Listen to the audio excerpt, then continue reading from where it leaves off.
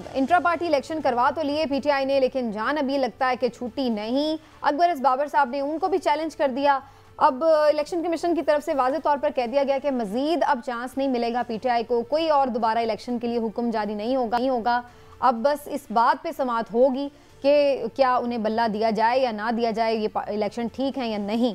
तो क्या इसके चांसेस हैं? चौधरी साहब, आप तो इलेक्शन कमीशन के मामलात को काफ़ी करीब से देखते भी हैं, आपको क्या नज़र आ रहा है, बल्ला बचाने में कामयाब हो जाएगी पीटीआई?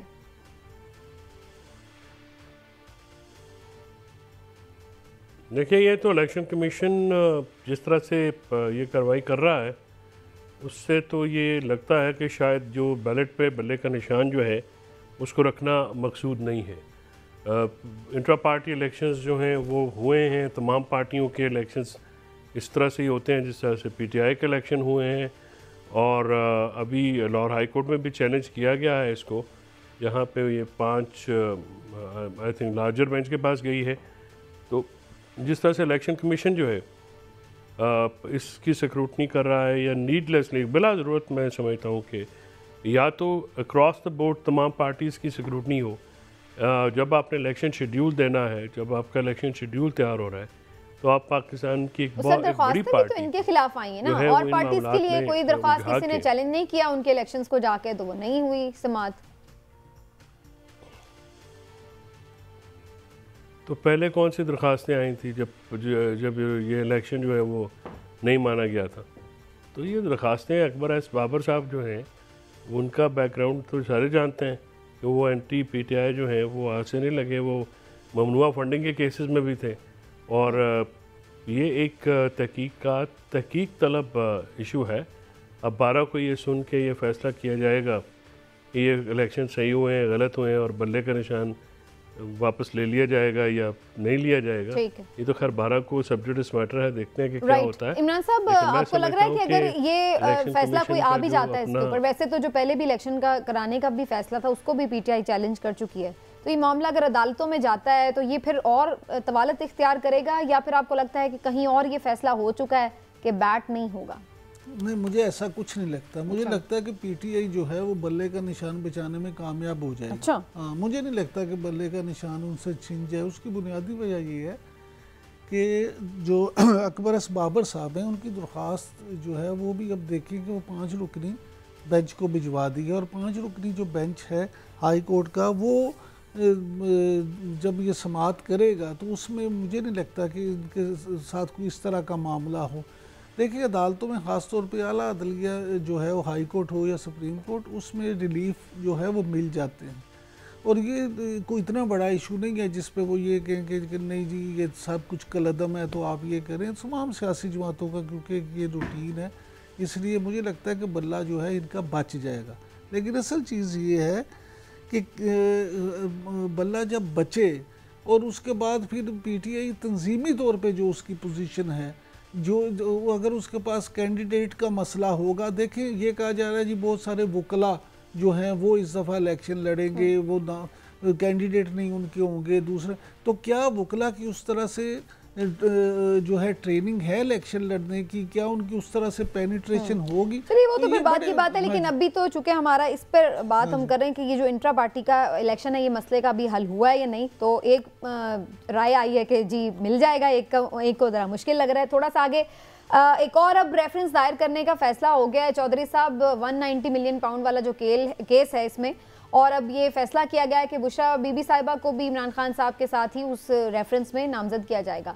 तो आपको लग रहा है कि अब इसका मतलब है कि जो एहतसाब अदालत है वो भी इसी अडियाला जेल में लगती रहेगी, यहीं पर फिर आगे पूरे केस का ट्रायल चलेगा?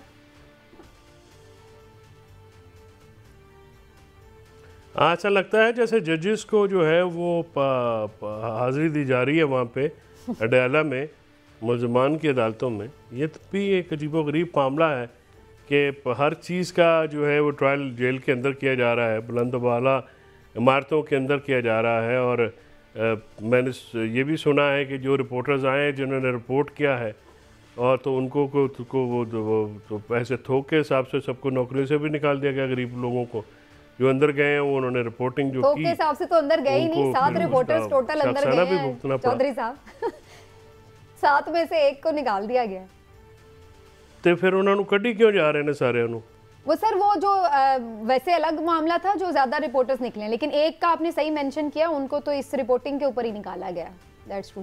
ये उनका दावा है, ये उनका दावा है कि उनको इस वजह से निकाला गया। तो ये जाती नहीं है जी, एक साफी जो है हमारा दोस्त, हमारा भाई बेचारे मेहनत कर रहे हैं उनको रिपोर्टिंग पे। ठीक नहीं, लेकिन जो सब असल बात ये है कि ये तो अब इदारे का भी तो मौक़िफ़ होगा ना कि किस वजह से निकाला है। ये भी तो बाज़ औक़ात होता है ना कि कोई मिसलीड भी करने की कोशिश करता है कि नहीं मुझे इस वजह से, हीरो बनने के लिए भी लोग गलत बयानी भी कर सकते हैं। मैं ये नहीं कह रहा कि उस रिपोर्टर ने ये किया है, लेकिन दोनों तरफ का मौक़िफ़ जानना चाहिए और उसके बाद ये फैसला करना चाहिए। ठीक हो गया, लेकिन अब बज़ाहिर ऐसा लग यही रहा है कि इमरान खान साहब के लिए इलेक्शन कमीशन भी जेल जाएगा। लेकिन सर मौक़िफ़ से पहले साफ़ी को तो सज़ा दे दी गई ना। नहीं सर, मैं यही तो अर्ज कर रहा हूँ कि सहाफ़ी जो है अब वो ये कह रहे हैं इस पे मौक़िफ़ लेना चाहिए कि सहाफ़ी को सज़ा किस बात पे दी गई है, ये वो बात कर रहे हैं। चलिए इसको खैर लेके आगे चलते हैं। अब ये जी एक इस पे भी कमेंट दे दें चौधरी साहब, अल-अज़ीज़िया केस का जो फैसला है वो मेरिट पर सुनने का फैसला किया है इस्लामाबाद हाई कोर्ट ने, तो नैब ने बिल्कुल हाथ खड़े किए हैं और उन्होंने तो इवन रिमांड बैक करने की इस्तदा भी की, लेकिन वो तो खैर मुस्तरद कर दी गई। और जो वीडियो स्कैंडल था उससे भी PMLN बिल्कुल पीछे हट गई कि जो उसके ऊपर भी मजीद कार्रवाई नहीं करना चाहती। तो ये अल-अज़ीज़िया का केस किस तरफ जाता हुआ देख रहे हैं आप?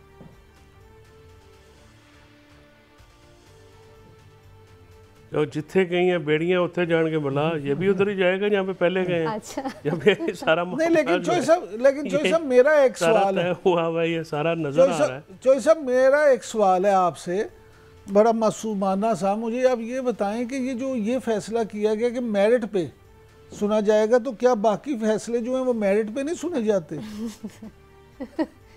साहब कानून फंसाता है इमरान साहब। नहीं, वो तो एक इस्तेलाह होती है कि मेरिट पे, मतलब केस के मेरिट पे सुन के बजाय रिमांड करने के, हाँ जी, यानी रिमांड हो फिर एक डेमोक्रेसी स्वॉर्ड जो है वो लड़ती रहे, तो अभी इधर से ही फारग हो जाए। और जब प्रोसिक्यूशन ही विड्रॉ कर दे, जब प्रोसिक्यूशन ही फ्रेंडली हो जाए जी, तो बस कॉम्प्रोमाइज हो जाए, तो फिर अदालतें क्या करें? इंट्रा पार्टी इलेक्शन करवा तो लिए PTI ने, लेकिन जान अभी लगता है कि छूटी नहीं। अकबर एस बाबर साहब ने उनको भी चैलेंज कर दिया। अब इलेक्शन कमीशन की तरफ से वाज़े तौर पर कह दिया गया कि मज़ीद अब चांस नहीं मिलेगा PTI को, कोई और दोबारा इलेक्शन के लिए हुक्म जारी नहीं होगा। अब बस इस बात पे समाअत होगी कि क्या उन्हें बल्ला दिया जाए या ना दिया जाए, ये इलेक्शन ठीक है या नहीं। तो क्या इसके चांसेस हैं? चौधरी साहब, आप तो इलेक्शन कमीशन के मामलात को काफ़ी करीब से देखते भी हैं, आपको क्या नज़र आ रहा है, बल्ला बचाने में कामयाब हो जाएगी PTI?